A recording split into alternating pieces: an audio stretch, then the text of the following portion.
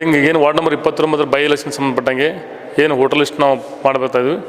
ಏನು ಮೊನ್ನೆ ಚುನಾವಣಾ ಆಯೋಗದ ನಿರ್ದೇಶನದಂತೆ ಏನು ವಿಧಾನಸಭಾ ಮತಕ್ಷೇತ್ರದ ಈ ಮತದಾರ ಪಟ್ಟಿಯನ್ನು ನಾವು ಅಳವಡಿಸಿಕೊಂಡು ವಾರ್ಡ್ ನಂಬರ್ 29ರ ಸಂಬಂಧಪಟ್ಟಂಗೆ ಮತದಾರ ಪಟ್ಟಿ ತಯಾರು ಮಾಡಲಿಕ್ಕೆ ನಿರ್ದೇಶನ ಇದೆ. ಆ ಪ್ರಕಾರ ಏನಿದೆಯಲ್ಲ ಆ ವಾರ್ಡ್ನಲ್ಲಿ ಬರ್ತಕ್ಕಂಥ ಏನು ಈ ಹಿಂದೆ ವಿಧಾನಸಭಾ ಮತಕ್ಷೇತ್ರದ ಪಾಠಗಳಿದಾವೆ ಅವನು ಕನ್ಸಿಡರ್ ಮಾಡಿ ಅವನ್ನ ಅಳವಡಿಸ್ಕೊಂಡು ನಾವು ಮತದಾರ ಪಟ್ಟಿ ತಯಾರು ಮಾಡಿದ್ವಿ. ಜೊತೆಗೆ ಕರಡು ಮತದಾರ ಪಟ್ಟಿನ ಹೊಡಿಸಿದ್ವಿ. ಅವಾಗ ಅಬ್ಜೆಕ್ಷನ್ ಕರೆದ್ವಿ. ಏನು ಅಬ್ಜೆಕ್ಷನ್ಸು ಪ್ಲಸ್ ಯಾರು ಅವರು ಸೇರ್ಪಡೆ ಆಗಿಲ್ಲ ಅಂತಕೊಂಡು ಹೇಳಿದರು ಅವನಿಗೆಲ್ಲ ಅಳವಡಿಸ್ಕೊಂಡು ಪರಿಶೀಲನೆ ಮಾಡಿ ನಾವು ಅಂತಿಮ ಮತದಾರ ಪಟ್ಟಿ ಹೊಡಿಸಿದ್ವಿ.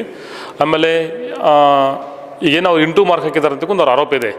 ಯಾರು ಆ ವಾರ್ಡ್ನ ಮತದಾರ ಆಗಿರೋದಿಲ್ಲ ಅಂಥವ್ರು ಸಂಬಂಧಪಟ್ಟಂಗೆ ಅಂದರೆ ಪಕ್ಕದ ವಾರ್ಡ್ನಲ್ಲಿ ಇರ್ತಕ್ಕಂಥ ಆ ಪಾಟ್ಲಿ ಸೇರಿದರೆ ಅವ್ರಿಗೆ ನಾವು ಇಂಟು ಮಾರ್ಕ್ ಹಾಕಬೇಕಂತಕೊಂಡು ಚುನಾವಣಾ ನಿರ್ದೇಶನ ಇದೆ. ಆ ಪ್ರಕಾರ ನಾವು ಇಂಟು ಮಾರ್ಕ್ ಹಾಕಿದ್ವಿ.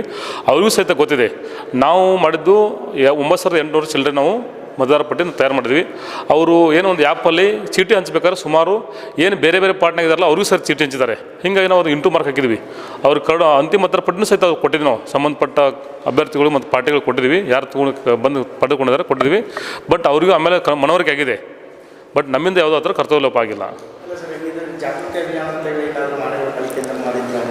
ಜಾಗೃತಿ ಏನು ಅಲ್ಲಿ ಆಯೋಗದ ನಿರ್ದೇಶನದಂತೆ ಏನು ನಮ್ಗೆ ಯಾವ ಥರ ಒಂದು ಬೇರೆ ಬೇರೆ ಏನೋ ವಿಧಾನಸಭಾ ಮತಕ್ಷೇತ್ರದ ಏನು ಪಾಠಗಳನ್ನ ಕನ್ಸಿಡರ್ ಮಾಡಿ ಏನು ಮತದಾರ ಪಟ್ಟಿ ತಯಾರು ಮಾಡಲಿಕ್ಕೆ ಹೇಳಿದ್ರೆ ಅದೇ ಪ್ರಕಾರ ನಾವು ಮಾಡಿದ್ವಿ. ಅದು ಸಹಿತ ಅಭ್ಯರ್ಥಿಗಳು ಸಹಿತ ಗೊತ್ತಾಗಿದೆ. ಯಾಕಂದರೆ ಅವರು ಬೇರೆ ಕಡೆಗೆ ತಮ್ಮ ಕೆಲವಷ್ಟು ಉದಾಹರಣೆ ಇದ್ದಾವೆ. ಯಾರು ಬಂದು ವಾಪಸ್ ಹೋಗಿದಾರಲ್ಲ. ಸೊ ಒಬ್ಬರು ಕನ್ನಡ ಬಡವನಿಂದ ಬಂದು ವೋಟ್ ಮಾಡ್ಲಿಕ್ಕೆ ಬಂದಿದ್ದಾರೆ. ಆಮೇಲೆ ಸುಮಾರು ಜನ ಇವರು ಮತದಾರರು ಸಹಿತ ಬೇರೆ ಬೇರೆ ಕಡೆ ಮನೆ ಇದ್ದಾವೆ 2 ಕಡೆ. ಅವ್ರು ಅಲ್ಲಿ ಮತದಾರ ಪಟ್ಲಿ ಹೆಸರಿದೆ, ಇಲ್ಲಿ ಮತದಾರ ಪಟ್ಲಿ ಹೆಸರಿದೆ.